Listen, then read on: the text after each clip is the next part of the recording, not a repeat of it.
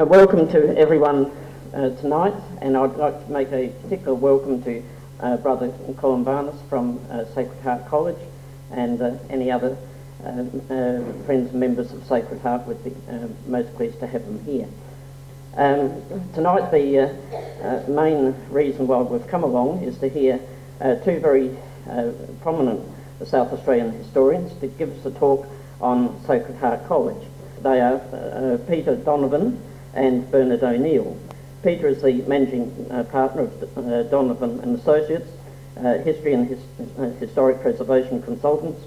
He studied architecture conservation at the International Centre for Conservation in Rome, has taught history at the Royal Military College in Duntroon and at Flinders University before establishing his consultancy.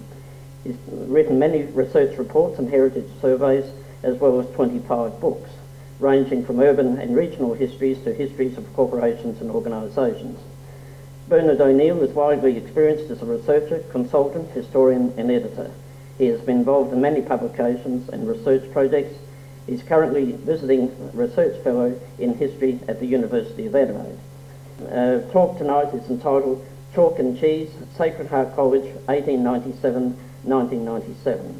And so I invite these speakers to address us.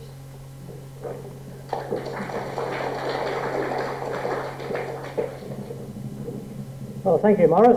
I don't know whether I'm chalking or cheese, but I'll let you work that out as we go through. Tonight, or this period of the year, is a very significant one, and indeed it's very appropriate. We're telling you about Sacred Heart at the moment, because come next month we'll be celebrating the centenary of Sacred Heart College. Indeed, the college has been celebrating it most of the year, but indeed the 100 years occurs next month. So any centenary year is a chance to reflect on what's gone before, looking at some of the achievements, some of the disasters, not disasters perhaps, things that could have been done a little better. In one sense, that's what we're looking at the moment. We're looking at this question of change, this dominant issue of change, and this is in effect where this notion of chalk and cheese comes from. The notion works at many levels. In one instance, it probably works as far as the presenters are concerned. You know, one might be chalk, one might be cheese. One barracks for Central District, the other barracks for Port Adelaide. One's an old Christian Brothers boy, one's an old De La Salle Brothers boy. Works at other levels too. We think of chalk. Years ago, when we had blackboards, people used chalk on those. With whiteboards, perhaps not so much, but we think of chalk associated with schools. And I guess if you're going to think of a boarding college, you can probably think of things like cheese that people might eat. Well, food was a dominant thing in the boarding college tradition. So here we've got the notion of chalk and cheese. But we've also got this notion of chalk and cheese as far as this dominant theme that we're going to try and present is this notion of change, this dynamism, this dynamic change, the contrast from what went in earlier periods to what we have at the moment. And as far as Sacred Heart is concerned, that works also at many levels. We've got this notion of location. Most of you would appreciate that Sacred Heart now is at Somerton Park, a fairly salubrious suburb. Years previously, when it started, it was at Port Adelaide. And like the Bedouins, moved around from one place to another. There was no settled location. The notion of change, chalk and cheese, I suppose, is evident in the teaching staff. It is still a brothers' school. In the early days, it was almost exclusively taught by brothers. The brothers formed the teaching staff. Now the brothers are in a tiny minority. Things have changed also as far as the boarding school is concerned. Sacred Heart is still a boarding school. Initially, it was almost exclusively boarders, or boarders predominated, right up until the 60s. Now, the day pupils predominate. Once it was exclusively a boys' school, now it's a co-educational college. The curriculum has changed a great deal. Originally, the secular curriculum was very academic. Now it's much more broadly based. Before, it was a school catering from students from 4th class right through to leaving or leaving honours. Now it's simply a college associated with a senior school from years 10, 11 and 12. So we've got this notion of change and contrast all the way through. And this is how we're going to sort of play it. Tonight each going to take a different theme. We're not going to talk chronologically, saying Sacred Heart started at a particular year and then progressed through until 1997. So there might be a few little things that you might have a few queries about because we don't explain them as well as you think we might as we're going through. But we hope when you reflect at the end and everything has been sort of recapitulated, things will fall into place. So first of all, we're going to set the scene. So we're going to think in terms of place. But I'll leave that to my colleague to do that. Yeah, well, in order to set the scene geographically and chronologically, I'm going to outline what is known in the real estate trade as location, location, location. Indeed, the college experienced several moves before reaching its destination. As part of the original discussions with Archbishop John O'Reilly about the Marist Brothers coming to Adelaide from Sydney, a site near the Archbishop's house at Glen Osmond had been under consideration. However, that plan fell through in the 1890s when the Archbishop refused the brothers' request to extend the time allowed for building at Glen Osmond from 3 years to 6 years. So it's not just modern development that gets stimmy. There's a nice sense of historical symmetry about the year 1897 and now, for those so inclined to make connections with the modern world. Among the events of that year were the Federation Convention in Adelaide between March and April, Queen Victoria's Diamond Jubilee in May, and here we are today discussing attitudes to royalty, monarchy, republics, etc. In September 1897, Professor William Bragg demonstrated the new high-technology wireless at a public lecture at the University of Adelaide. And in November, 4 newly arrived Marist Brothers opened their school, a primary school in new classrooms built by the Catholic parishioners of Port Adelaide and Sacred Heart High School at the same site, but located in the old presbytery, which had been handed over by the priest. The college was then situated on Port Road, around about where Smith's car yard is these days. Port Adelaide was a large and vibrant community, physically separated from Adelaide, and with both a strong working class and Catholic population. During our research, we could not determine why the college opened so late in the year, but on the 16th of November, 50 boys marched from the Sisters of St. Joseph's School nearby, and 18 boys came from the local model school or from Christian Brothers College in Adelaide. In the next 3 weeks, another 18 boys joined. The majority of the boys were from the immediate area, but we did find some boys were from the country, other private schools, and sometimes from an orphanage or reformatory. Indeed, in 1899, one boy from Father Healy's reformatory at Theberton attended Sacred Heart, but he was apparently considered beyond salvation, for he was sent to the state reformatory after 9 months there. Within 4 years, the college had outgrown its location. You can see on the slide Port Adelaide with number 1, that's the first location, it's on Port Road. And because we won't return to the slide, I'll mention the second site is number 2 at Semaphore, and the third site, number 3, of course, is at Largs Bay. Well, enrolments continued to grow as the Brothers Institution had become accepted into the local Catholic community. The original schoolrooms in the buildings had been converted to make more rooms, but there was still not enough room. The Brothers had signed an agreement for 5 years to teach there, and as this was about to end, they decided to move the secondary school to another site where it could grow independently of the primary or parish school. And as an aside, the primary school remained there at that site and became known as Marist Brothers Alberton. The former presbytery, which had housed Sacred Heart High School and had been the Brothers' house, gained local notoriety some years after the Alberton brothers moved their house to Rosewater in 1922, because its use as a brothel attracted the attention of, among others, the local police. Its exterior still bore the words Marist Brothers House when it was demolished in 1943. But as I say, the school had outgrown that site, and in February 1902, the secondary school reopened as Sacred Heart College after a hole had been punched through the wall of 2 adjoining houses, which the brothers rented on the corner of the Esplanade and Copland Street at Semaphore, numbers 59 and 60, which are still standing. The college was still part of the Port Adelaide district and parish, and it was near the Semaphore railway station and across the road from the beach. In addition, Semaphore appeared to be a suitable location, one which was likely to allow for future expansion, particularly as borders were still being contemplated. Within a year at Semaphore, there were over 60 students at the college and more were anticipated. And suddenly the brothers began to canvass the subject of relocating again when they realised perhaps they couldn't expand as they had anticipated at Semaphore. Meanwhile, the Marist Brothers Provincial Council's plans for a school east of Adelaide came to fruition with the opening of St Ignatius Boys' School at Norwood in January 1904. Because of this, the council was reluctant to allow the Semaphore brothers to proceed with their plans. But after Brother Stephen, the college principal, appealed to the Assistant Superior General in France, the Provincial Council in Sydney was forced to back down. Brother Stephen and a parent, Michael Flaherty of Port Adelaide, had already identified the new site for a school at Largs Bay. In order not to arouse the interest of the seller or other potential buyers, they conducted a very late night inspection of the well-built stone villa on the corner of Hannay Street and Military Road, which they acquired in 1904, and that site is still standing. Well, there the brothers had dormitories and classrooms built. On the right side of the slide are the classrooms, and the dormitory is the front left of the building. And here the college relocated and reopened in January 1905.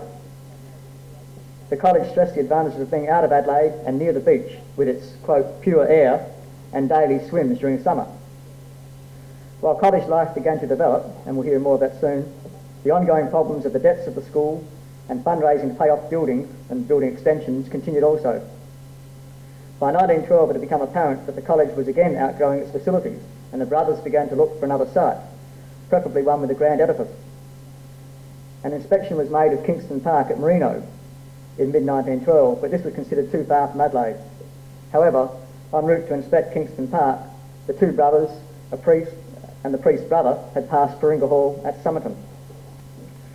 Paringa Hall stood on 4 hectares of farmland in Brighton Road and included another 3 hectares to the west of Scarborough Street. Designed by Edmund Wright and built in 1882 for the pastoralist James Cudmore at a cost of almost £40,000, Paringa Hall had as many as 20 elaborate rooms, including a ballroom, a billiard room, a library, a dining room, and a kitchen and outhouses. As Cudmore was interested in horse racing there, so there were stables for 10 horses, cottages for the stable hands, and a granary and other barns. There was also a lodge for the gardener on the southern frontage and a cottage on the western land. Although the dwelling was stately, Cudmore had little opportunity to live in Paringa Hall in the manner he had planned when his pastoral speculations had collapsed. Within 4 years of its completion, he had acquired debts of over £200,000. Despite his insolvency, Cudmore managed to retain the use of the house by transferring its ownership to his wife. He died there in August 1912, and his wife died the following year. When the brothers acquired Paringa Hall, they secured a bargain.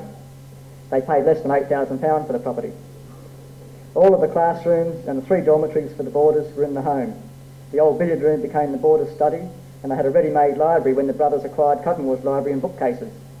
The chapel was located in what had once been the ballroom. The college, of course, did not move into a ready-made school. Alterations and additions were necessary, particularly in view of the run-down and dilapidated condition of the house and the property. This is Paringa Hall.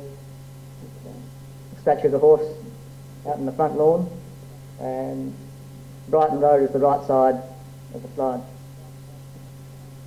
The college reopened at Paringa Hall in July 1914, although the official opening by the Governor, Sir Henry Galway, was not until the next March.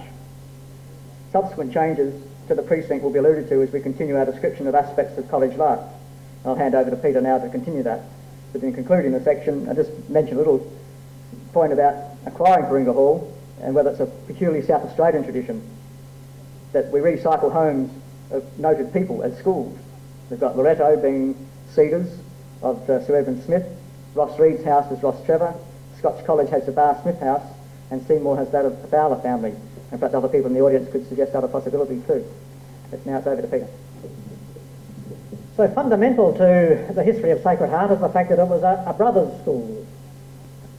Now, who were the brothers? The brothers were a teaching order founded in 1817 by Blessed Marcel and Champagne. Now, the brothers were founded immediately after the French Revolution. There had been a teaching order of brothers founded prior to the Revolution, but during the Revolution that had been disbanded. So education for poor people was in a pretty deplorable state. Marcel and Champagne decided to do something about it. He was a young priest at this stage, but like the predecessors of the De La Salle brothers, the notion was to found an order of brothers, people who would not go on to become priests, but as other religious take simple vows of poverty, chastity and obedience. Now that's fundamental to the whole development of Sacred Heart, the fact that it was a brothers' school. Another feature of the fact that the brothers had been founded in France was the fact that they had French traditions. Now the brothers had, by this stage, we're talking here in Adelaide of 1897, the Brothers had already been established in Sydney, and it was from there that the foundation was made here in Adelaide. Now the first principal there was a Brother Stephen de Berg, a gentleman 24 years of age, and he was a Frenchman, and a very erudite Frenchman. He had lots of skills with his language and with music. But here's another one of those senses of contrast. Here we had a French order being established in Australia with a very much strong Irish Catholic tradition. So we had this tension, in a manner of speaking, for a period. The French tradition certainly continued, but it tended to be overlaid with this Irish Catholic tradition. And in the late 19th century down there at Lydes Bay, we have stories of some of these Irish patriots coming out to Australia and sort of visiting the college and being cheered as heroes. So the Brothers were the only teachers in the early days, except for a few specialties. We had people brought in to teach physical education at particular times. We had music being taught, and there was a gentleman, John Megan, one of the Brothers' old boys from the 1920s, was brought in to teach music, and he did so for several decades. And we had sort of, ultimately, after Brother Stephen left, we had to bring in a French teacher, and that tended to be a woman. And the further feature of the Brothers, and the fact that it was a boarding school, was that the Brothers were available 24 hours a day.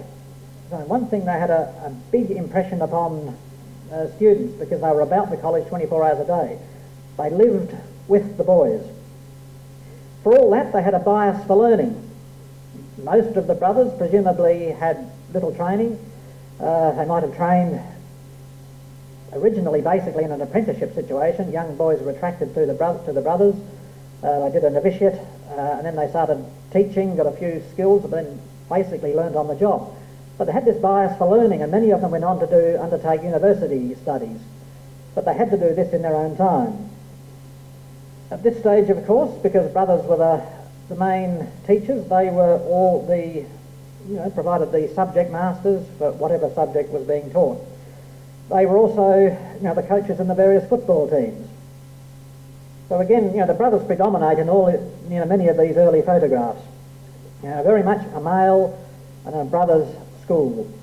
There were some lay staff there. Of course, to run a boarding school, you needed a few people like a matron, so we had a few women there. But we didn't have any women on staff, no permanent women on the teaching staff until 1966. And the first female deputy principal wasn't appointed until 1982. Up until that time, Brothers continued to predominate as subject masters. Later on, lay teachers were brought into the position of subject teachers. Now this is not peculiar to Sacred Heart, but reflected in Sacred Heart too. In the early days, you've got to remember, lay staff in Brothers schools were paid pretty miserable sorts of wages, and there wasn't much of a career structure because Brothers tended to be the subject masters in these schools. And at this stage, particularly in the period after the Second World War, the state system was expanding, so there was enough jobs for anyone aspiring to be a good teacher in the state system where there were career prospects. When the state system started to slow down and expansion decrease, many people went to the private system. And of course, the more lay teachers joined the private system, the better conditions became. So currently, at the moment, you find very, very few Brothers in the schools. This is one of our domestic staff who's been there for many years. Currently, well, I suppose the odd thing is you probably have as many Brothers there now as you probably did 100 years ago. But numbers would have, sort of waxed and waned a little bit in the meantime. Currently, the current executive, there are 2 Brothers currently on the executive. There's the principal, the 2 deputies are both lay people, and the fellow in charge of the boarding school is a Brother. But otherwise, we have lay people running the school. That's the staff as of earlier this year. A very large staff. The Brothers are those in the white habits. There aren't too many of them there. And one of the features, I guess, is the number of women in the school. And when you think of that contrast from Brothers, male and masculine, to a teaching staff, predominantly lay people, and many, many of them women. I suppose one of the other big things is the fact we even have lay staff now helping to look after the boarding college, which for a long time was very, very much a male domain. But then that's another story. And the other interesting thing about that photograph is it's probably only about a third of the teaching administration staff as well. They couldn't get everyone there. Well, as Peter has described, the brothers played a tremendous role in the lives of the students, and none more so than in the lives of the boarders. Providing boarding facilities on site had not been possible at Port Adelaide.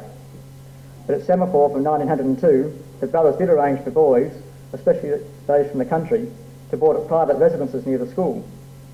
For many country boarders, it was faster to travel by ship to and from Sacred Heart than to travel overland by road or rail to attend CBC.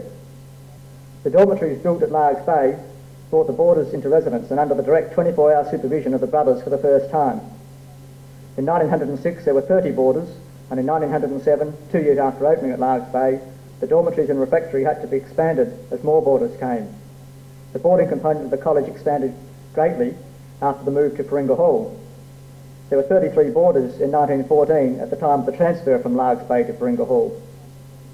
When the Cudmore stables were converted to classrooms in 1918, more of Paringa Hall was available for accommodating boarders, and by September 1920 there were 65 boarders and only 27 day boys. In 1922, the single-storey kitchen area at the rear of the hall was rebuilt into a 3-storey addition. It's on the right-hand side of the slide.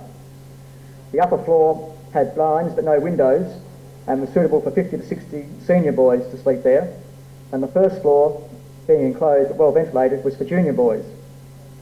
When the additions opened in September 1922, there were 80 boarders and fewer than 40 day boys. The numbers are not so important this evening. Suffice to say that by 1960 there were 185 boarders, and new boarding complexes have been added since that time in 1965 and 1994. What is more significant than the numbers is that the boarders came to rule the college. Parents were urged to send their boys as boarders, so they benefited from a complete, almost corporate life, developing their faculties, moulding their characters, and helping them learn to interact and live with different types of people. Many of the boys did most of their growing up in the boarding school, even though they returned to their families at holiday periods. Not all were from country areas. Some were from the city and metropolitan area, and many were from towns within 80 kilometres of Adelaide. The boarders' presence, in turn, naturally had an impact on the culture of the college. The senior boys ruled, not because they bullied the juniors, but because part of their responsibility was to look after them. Senior boys might acquire the status of being allowed to sleep on the balconies of Paringa Hall, and all in the senior year had the opportunity to use the billiard table in the common room. Mick Brady, the state professional billiards champion, officially opened the table with a demonstration after the table was presented to the college in 1938. Later, boarders had the responsibility for organising socials, going to convent schools to serve mass, or being given the keys to the brothers' car singular, to run messages, collect students from the doctor or dentist, or take a team to a sporting event. But what was life like for the boarders?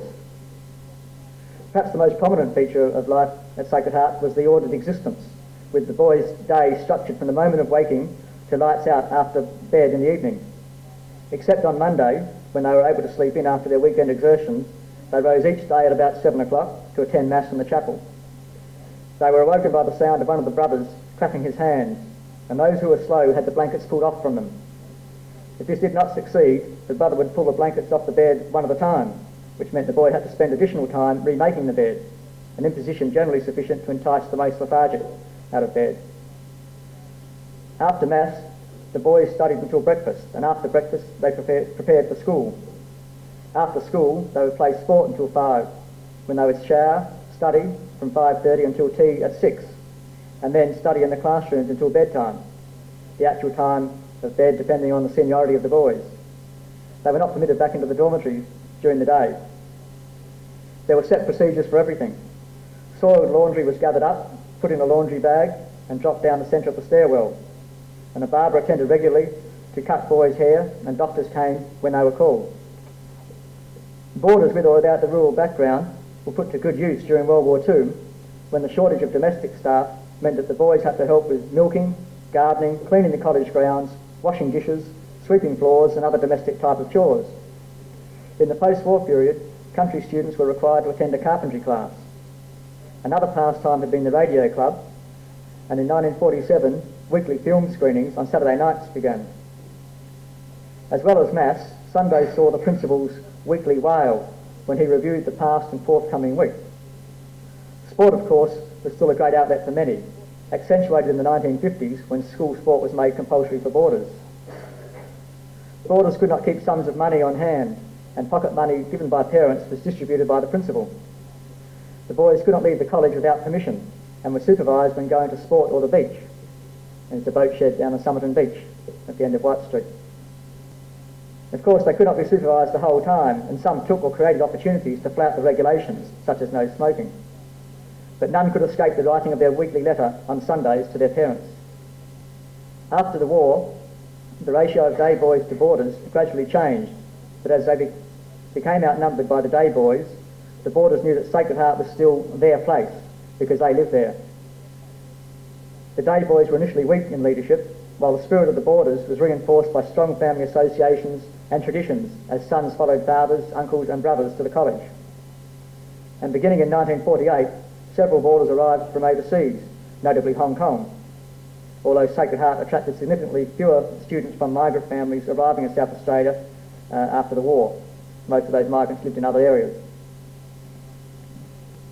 Moving ahead a decade or so, we come to the period of the 1960s and 70s. Discipline had been enforced at the school continually. It was an important means of ensuring the smooth running of the boarding school. It was only in the 1970s that discipline became a contentious issue for the boarders, partly because they were country lads from conservative backgrounds, and yet again once reflecting the changes occurring in society at large. As time passed, they too began to question aspects of boarding school life and the strict discipline that had been imposed on them for so long. The boarders' highly regulated life was hardly a problem on weekdays when sport and study made up late afternoon and evening activities. Sport also dominated the weekends, and even those who were not particularly good at it were able to enjoy themselves in some of the lesser teams.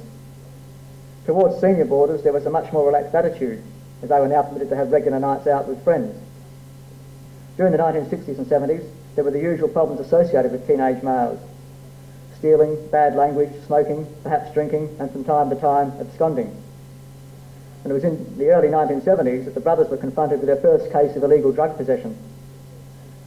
The offender was a boarder whose parents lived overseas and who had been at Sacred Heart for only 3 or 4 months when the drugs were found. He had evidently brought drugs into the country and had very quickly learned that he could obtain more quite easily, in Hindley Street for example. The drugs were discovered on a Friday before a free weekend when the boarders were about to return home. The dry cleaning had been returned to the college and was hung on a rack outside the resident brother's room. Occasionally when a boarder was in need of a good piece of clothing, he might borrow someone else's and return it before the owner realised it was missing. On this very day, a boy had complained to another brother that his trousers were missing from the dry cleaning rack, and this brother and the resident brother immediately locked the doors of the change room where the boarders had left their bags for collection before leaving the college at the end of the day's classes to return to the dorm. They then systematically went through each bag in search of the missing trousers. They never did find the trousers, but they found a packet of drugs. The student was quickly sent home to his parents. The occasional suspension was the most serious disciplinary action that could be taken against boarders. It was particularly mortifying for a country boy to be suddenly returned home for a week or two unexpectedly. Well, the boarders' influence since that time has been further diluted with a change to a senior co-educational school, and we're going to hear more about that shortly from Peter. But just before we do hear a little bit about that, a little bit about more contrasts about what was being taught at the college. Now, in the early days, Sacred Heart was very much a Catholic college. But in this, it reflected very much the church. The chapel and things associated with the chapel loomed very, very large. Bernard has mentioned the fact that boys were expected to go to church each morning. And the chapel, as I say, loomed very large. The college glorified in the numbers of priests and brothers that had turned out. Here we have Bishop Henske and probably Bishop Gleeson sort of sitting next to him. I think the brothers turned out something like about 4 bishops, which is pretty good for, given, I guess, the late start of Sacred Heart College. The school day was marked by prayers. We have a look at the typical schoolroom there in this is about the 1950s. We have a crucifix on one wall, and at the front of the classroom we have a little altar to the Madonna. On special occasions, that little, the boys, sort of decorated that altar, to represent particular Marian festivities. And of course, the fact that, the notion of the Marist Brothers, of course, devotion to Mary figured very prominently. So, as well as saying prayers before and after classes, there was, rosary to be said during the day. So the emphasis at this stage, as in most colleges, is on religious education. Now I know we've got a few people of Catholic upbringing in the audience, so perhaps if we could try out one of the exam papers that was typical of those that leaving students submitted themselves to. This was in 1965, the religious examination exam. Answer each of the following questions in not more than 3 sentences. How did God provide for the flow of grace to individual souls? Give 2 reasons why God chose to bestow his grace in a visible way. If each sacrament gives sanctifying grace, why did our Lord institute 7? Now, I guess many non-Catholics would find a lot of this almost incomprehensible, but I think many of the older Catholics would sort of just chuckle and say, God, did we go through that? But there's more. Write not more than 2 sentences on each of the following. Nestorius, mediatrix of all graces, Albigensians, the significance of the date 1917. That probably had nothing to do with the revolution. La Salette, the hypostatic union. So that was the sort of things that people were being taught in religious education classes. And again, I guess the thing I want to do is contrast that with the sort of education that is given now, which is, rather than just appealing to the intellect, is probably tries to appeal to the whole, the whole person. We had boys going the Marian Congress, last picture you saw. There were always a couple of public demonstrations of piety in Adelaide. The boys are always expected to go to the Marian Congress in particular. Now things are quite different. Masses, well, there's a weekly mass for a class or 2 in the chapel, but now college masses are often outside or in the basketball stadium, and they're a very, very different sort. There's a major feast represented, the Feast of the Sacred Heart, until recently was celebrated in the cathedral, and it was very much a non-traditional mass. And here's the college choir performing a recent instance of that. Now the secular curriculum underwent a great deal of revolution also. The brothers, because they had a boarding college, they had sort of access to students at sort of after hours, and they tried to provide as broad an education as possible. Here in the early days at Largs Bay, we had people undertaking plays and extracurricular activities such as that.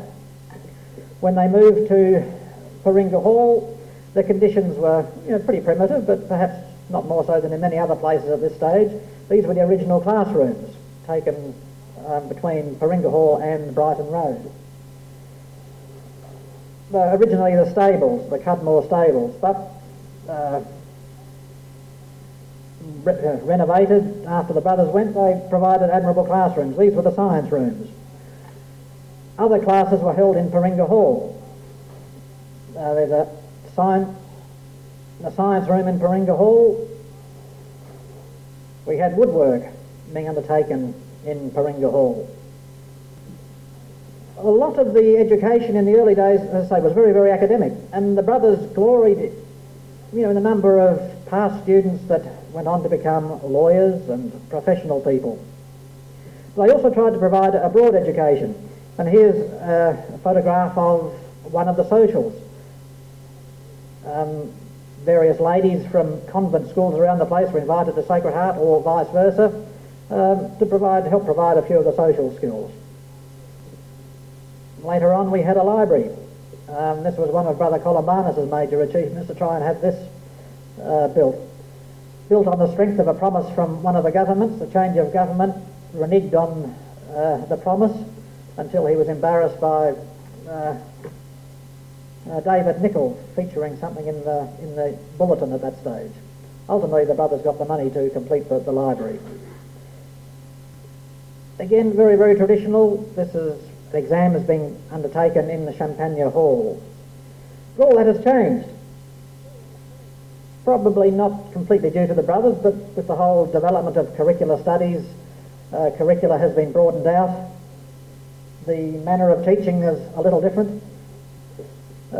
Teaching is different, schools, classrooms are arranged differently, and subjects are very, very different.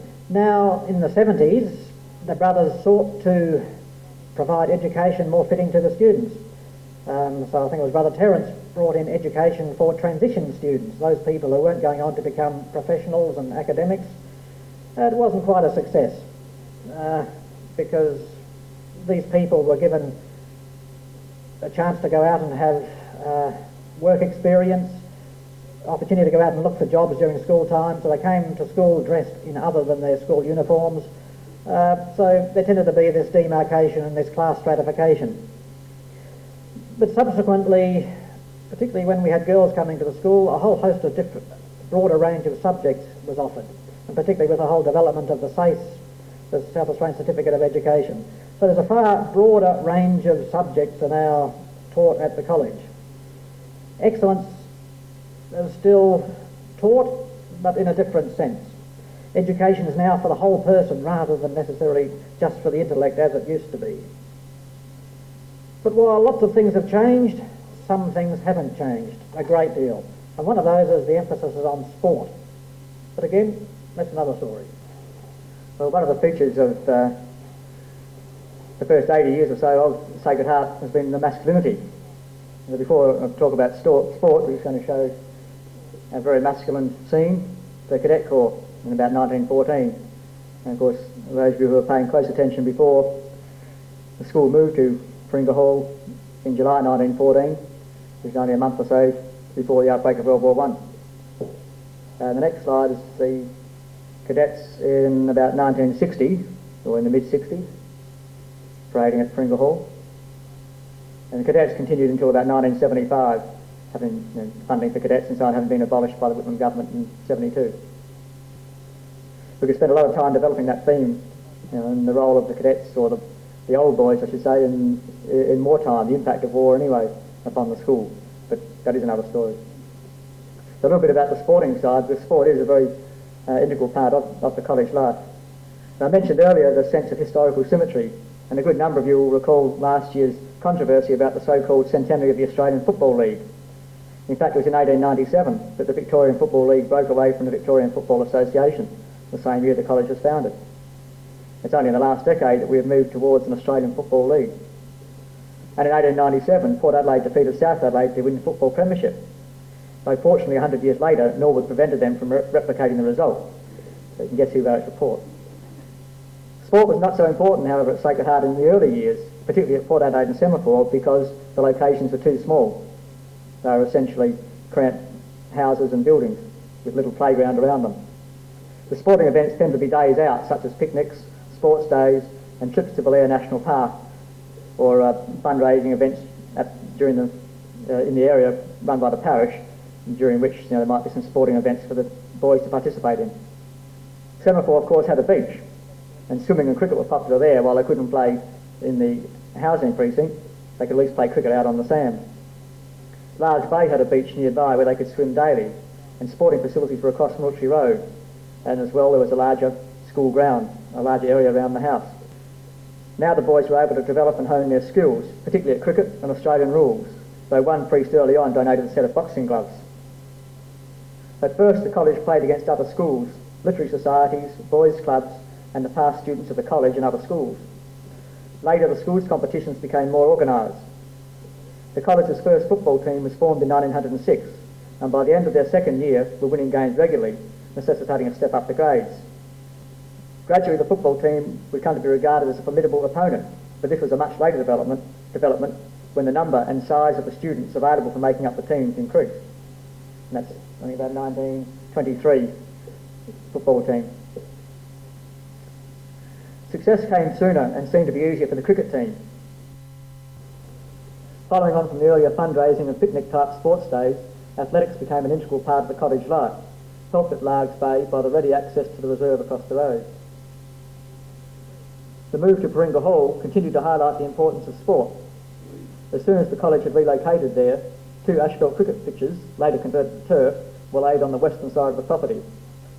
This, the main oval, was in use by the end of 1914. And the games such as tennis and boxing continued, with additions such as canoeing, croquet, lacrosse, golf and baseball. An inter-house competition introduced in the 1930s required the boys to be physically active. This was followed by the introduction of an intercollegiate athletics carnival in 1936.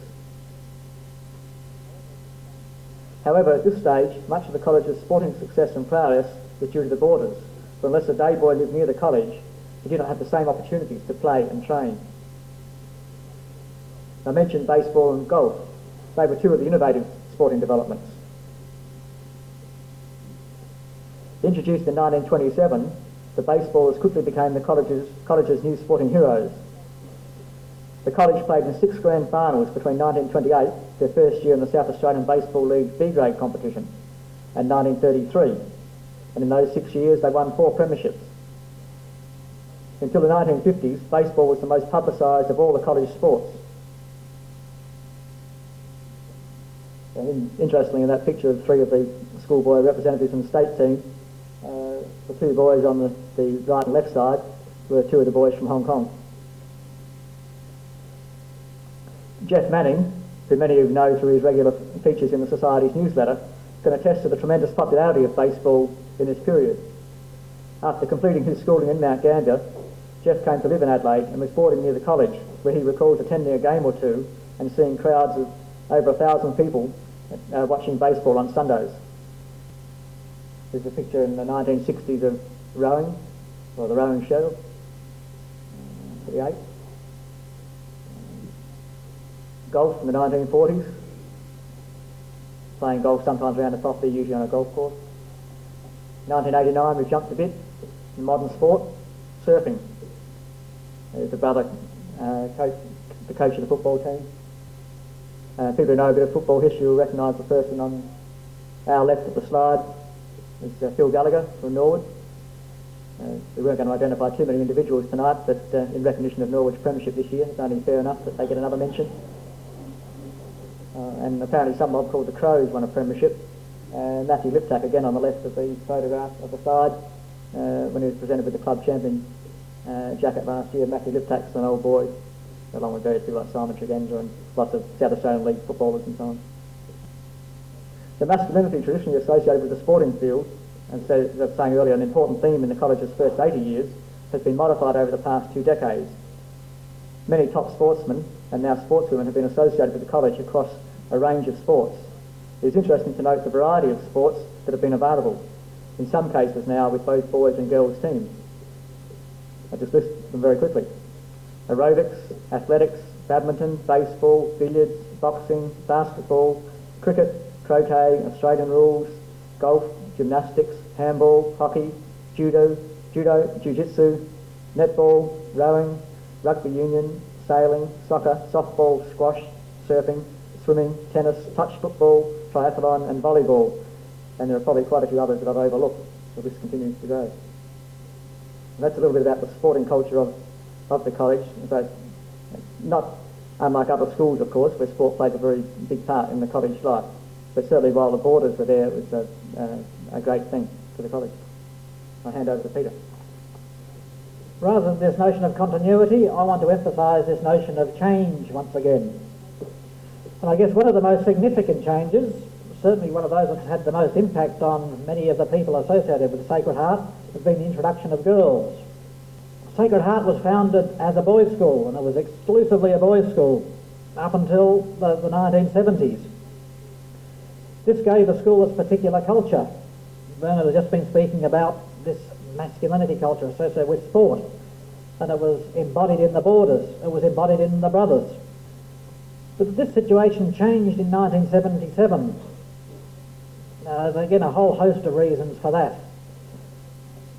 As part of the redevelopment or way of making Catholic education, there were several schools in the southwest of Adelaide, some of the more junior schools which were having difficulty surviving financially.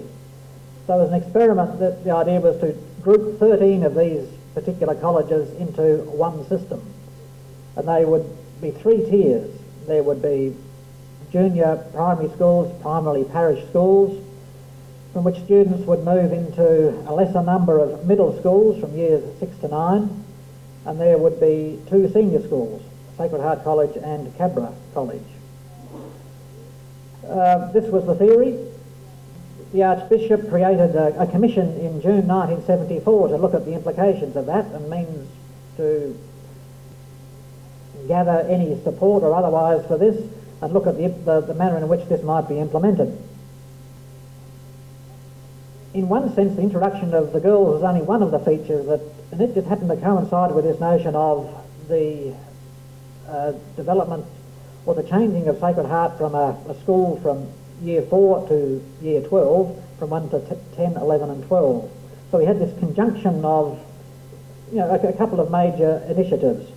And of course a great deal of concern. By this stage you've got to think that the college went through a great expansion in the 1950s and 1960s. So we had a fair number of old boys associated with the place. And of course they'd been brought up in the old male tradition. And one of the important things was, I guess, the dominance of their particular football team. Now, I'm not being too just banal, suggesting that some of them thought that their football team would not win anymore with girls at the school. So this whole notion of losing face with girls associated with the school. Some were also concerned that the brothers were losing control of the college. Here, this was an initiative of the Catholic Education Office, and it was promoted by, or supported by, the Archbishop, himself an old boy of the college. So in one sense it seemed as though the brothers were also losing control of the college, and some of the old boys were very much concerned about that. Many of them were concerned that this notion of having boarders at the school from year 4 right through was coming to an end. There's one gentleman, Max Flanagan, he's unassailable record now of having been at the school for about 13 years. He was a very young boy when he started and he went right through to the end. Now, of course, people boarding there can only board for about 3 years.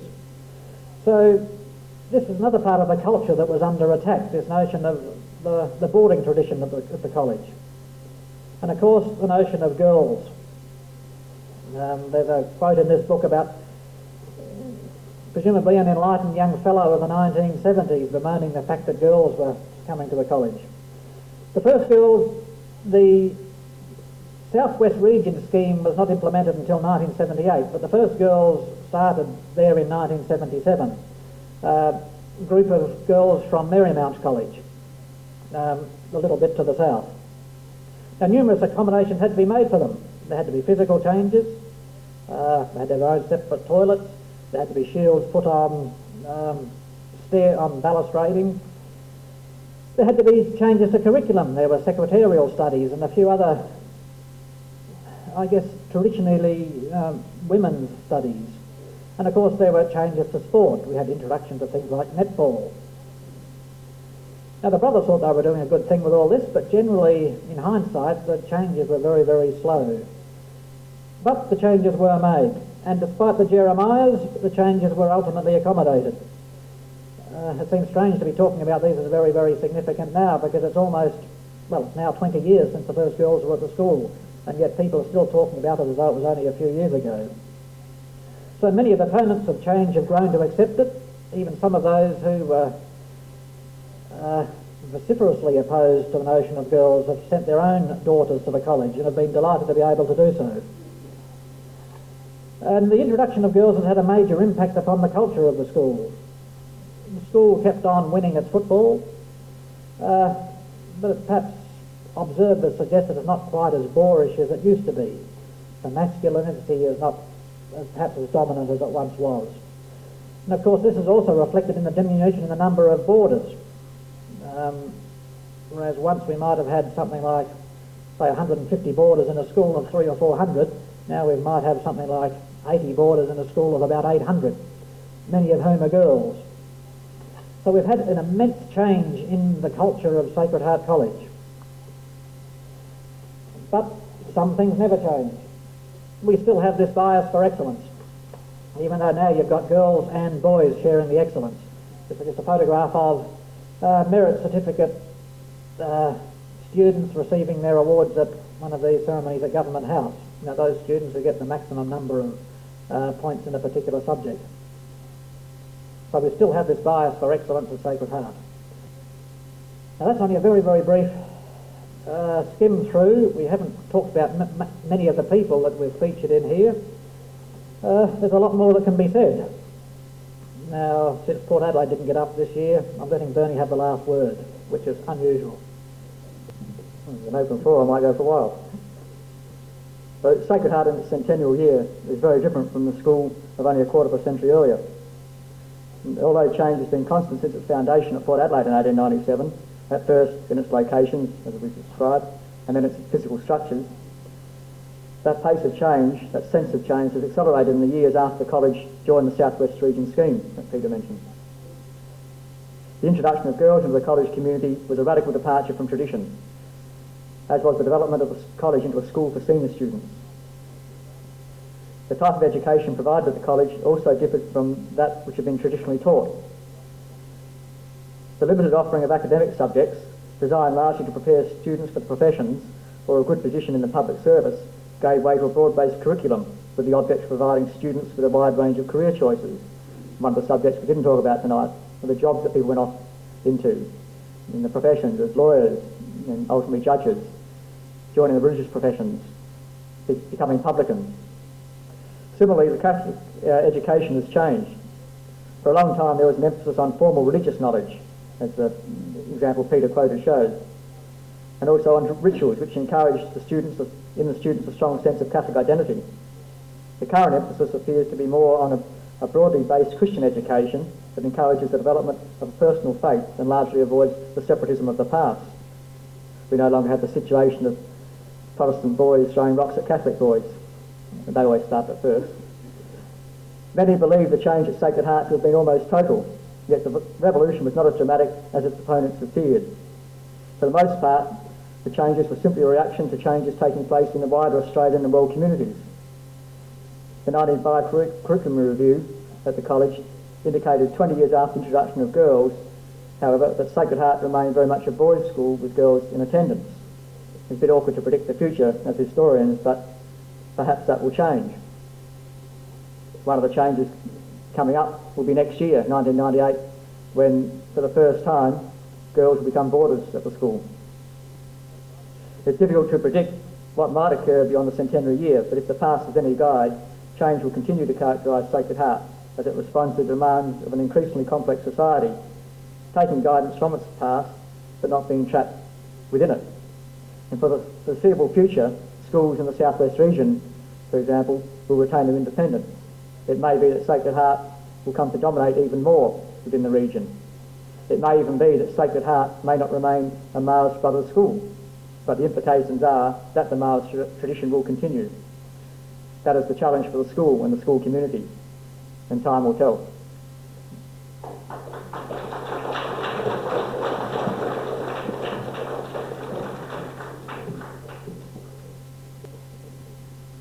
Don't know if we can answer that one there.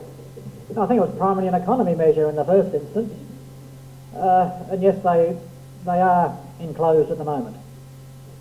But it was always a tricky thing, particularly when it rained. It was great during summer because it was, very light and airy, but in winter time the beds had to be, brought a little closer together. But it was always very, very cold. Later on, the upper floors, the upper verandas and balconies of Sacred Heart of Paringa Hall were also enclosed. This was very flimsy timber cladding, and again they were very, very cold. And now here's a plug to buy the book, it's all in there. Now we had a matron who lived on site pretty well. I don't know that we know when the first matron took up residence. But there was always access to a doctor in Glenelg. You know, a couple of people were always called upon, so they could be at the college within an hour or two, within moments. We don't believe there were any major outbreaks. We had things like, you know, mumps and sort of childhood sorts of diseases, but the matron again would look after most of those and would sort of isolate people in the infirmary. But I don't believe, we've never came across things like polio going through the place or lots of those more serious complaints. Yes, but I wouldn't say there was just a question of people who didn't like sport. There were lots of people who weren't adept at sport, but if they were boarders, they also became interested. They were often given, I can remember one gentleman whom I chatted to, you know, he was given the job of scoring the cricket. So he wasn't a good cricketer himself, but scoring was his particular job. So he'd go off with a headmaster in the headmaster's black car and, you know, do the scoring. And others were concerned to make sure that equipment was prepared and pitches were prepared and lines were drawn and a whole host of things. So sport was a big thing, and it's very, very difficult to under-emphasise that. So even if you weren't adept at sport, you were involved in it in some particular way. But there was features, there were avenues for people with other pursuits. You know, there's a gentleman, Paul Linkson, and there was another friend of his, they were keen on music. So when other boys were going out playing sport, they often went down to the nuns down at Glenelg and received piano lessons.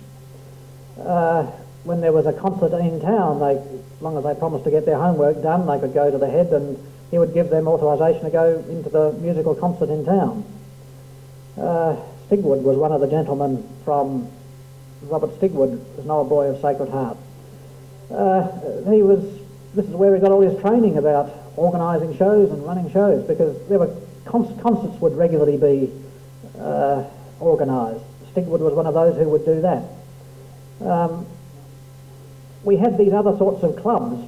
We had a photograph there of a radio club. We had people that could also look after films. There were films most weekends, so some students would be brought in to run the projection tasks. So one of the things that there was nobody who had a particular bent that wasn't catered for. Special arrangements were made where they could, if they couldn't do it on the property, they would go off and, you know, receive training and encouragement. No, certainly nobody was held back. Well, some of the boarders started in year 4, so you're probably thinking 8 or 9 year olds.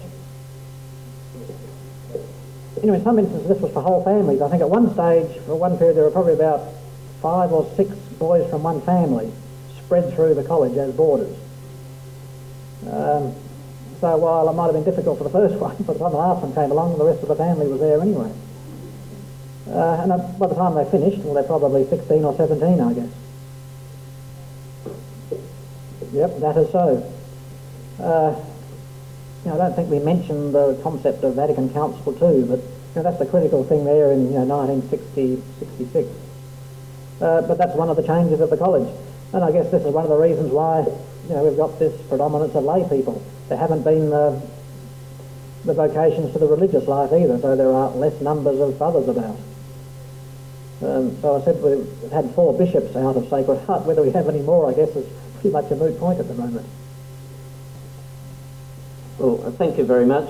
The speakers will be available over supper for you to discuss further matters with them. But I'd like to ask Sean Dawes, a member of our council, to move a vote of thanks to the speakers. Yes, well, these 2 well-known gentlemen of the society, I think they've provided us with an extraordinarily entertaining evening.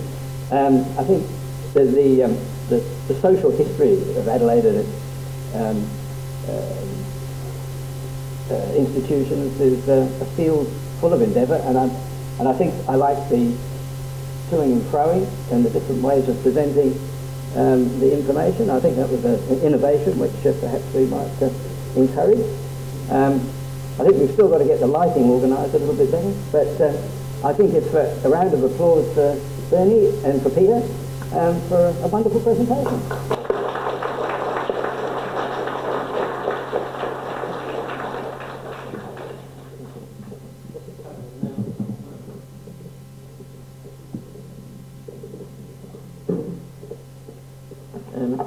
Of course, we have a few copies of the book in the Marist tradition, Sacred Heart College, Adelaide. They're on the book table down the back. Avis will be happy to sell them to you. $35 each, and for an excellent production book with the cost of books these days, I think that's a pretty reasonable price. So I'd invite you to secure your copy of the book there. While we're on books, our president, and I'm not trying to hide anything in his absence, so I'll point out the fact that he has recently had his next book published, which is Fairway to Heaven, which is the history of the Enfield Lawn Cemetery. And that book was launched in the last, I think towards the end of September. It's a very excellent book, very much a companion in some ways to the previous book that he had published called At the End of the Road. And anyone who has got that book, I'm sure, will certainly want this one as well. This one's quite a bit cheaper than one would probably expect for a hardcover book these days. It's $25, and we have a copy, we'll have a few copies of it at the table as well. So again, Avis will be happy to sell it to you.